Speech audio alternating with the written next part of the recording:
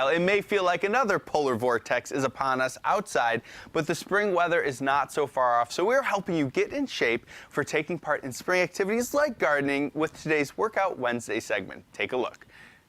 It is springtime in Buffalo, and that means if you're like me, you might be coming out of your winter hibernation period and feeling not so fit. So we're here at the BAC for Women, joined by Jill. Now, Jill, we're doing a workout today that's inspired by practicality. Exactly, a little functional training for the garden. So we're gonna do some lifting, some stretching, some bending, all safe, all things that you do when you're outside, just to get your body used to doing those motions again. So this is gonna give you the proper form to sort of lift those big, heavy bags of dirt, or maybe stretch out when you're reaching for some plants. Exactly. All right, exactly. So what's the first exercise we're gonna be So doing? let's just start with a squat. We won't even use our weight quite yet. So we'll just start with a squat just to warm up the lower body. Okay. So core is nice and tight. We're just gonna bend, sit down, back into the glutes, into the heels.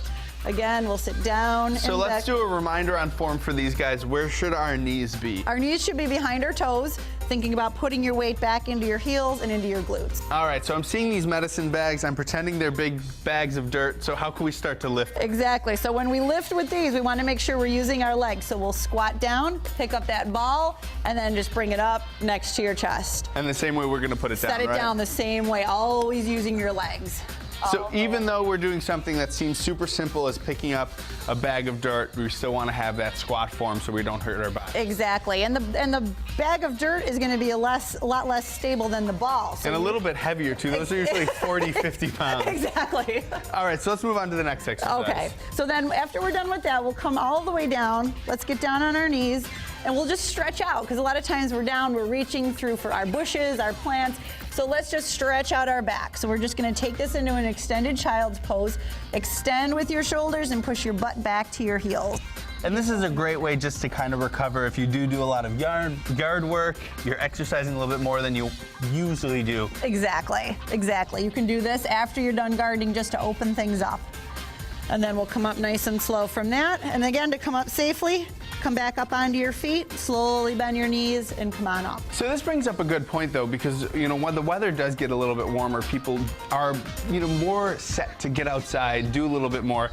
So how can we make sure that we're not hurting ourselves?